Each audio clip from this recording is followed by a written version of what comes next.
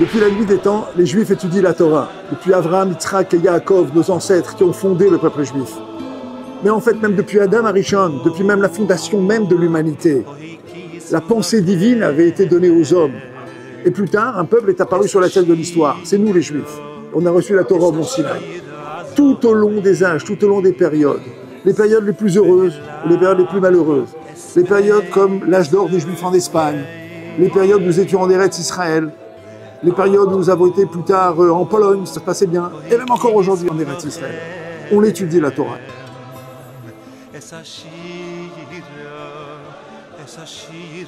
Et puis il y a eu des périodes plus malheureuses, dans lesquelles, malgré les persécutions, malgré les souffrances, on a continué d'étudier la Torah, on a même continué d'écrire des textes qui expliquaient, qui commentaient la Torah.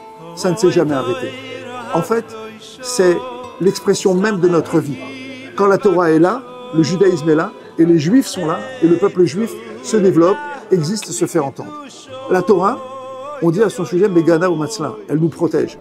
Si vous preniez aujourd'hui les millions de gens qui étudient la Torah, qui disent des millions de mots, et vous transformez ça en lettres, vous obtiendriez des feuilles qui pourraient couvrir la totalité du globe terrestre.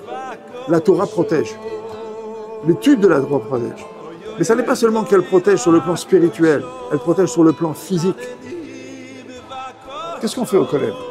On étudie des heures, des matinées, des après-midi, des journées entières. Les gens qui sont là sont des gens qui auraient pu diriger une entreprise, travailler dans le high-tech, choisir une autre activité professionnelle, et ils auraient gagné 10, 15, 20 fois plus que ce qu'ils gagnent au collège. Mais c'est un choix. Au collège, on a choisi d'être là, on a choisi d'étudier par amour pour la Torah, par amour pour le peuple juif. Le collège Nachalat Yaakov du Rav Yosef Chai Abergel est un collège qui réunit des gens de tous âges, des gens comme moi qui ont une barbe blanche, d'autres qui n'en ont pas, d'autres qui ont une barbe noire, mais leur point commun, c'est la passion de la transmission, c'est l'envie de la transmission. Certains prendront en main des communautés, d'autres exerceront des métiers de Torah, d'autres continueront à faire des conférences, à faire des cours, à se déplacer dans le monde entier pour transmettre. Le point commun, c'est la transmission, être là pour les autres.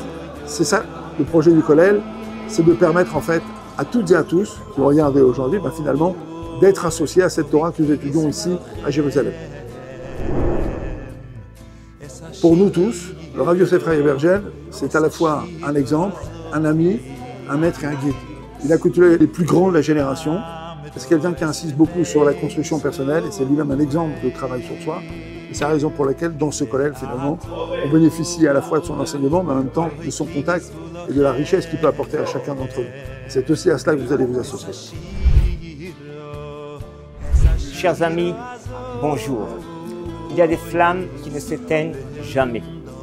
La flamme de la Torah qui rayonne dans le monde entier en permanence et à l'infini. Cette flamme nous a protégés depuis 2000 ans d'exil. Cette flamme éveille notre neshama. Cette flamme continue à se propager dans le monde entier. Merci à vous, chers amis, de vouloir faire rayonner cette lumière divine et infinie à Jérusalem et dans le monde entier. Merci à vous de vouloir nous aider et nous encourager. Que le mérite de la Torah vous protège et vous comble de bonheur, santé et réussite. Ad Belidai, Amen. Temer.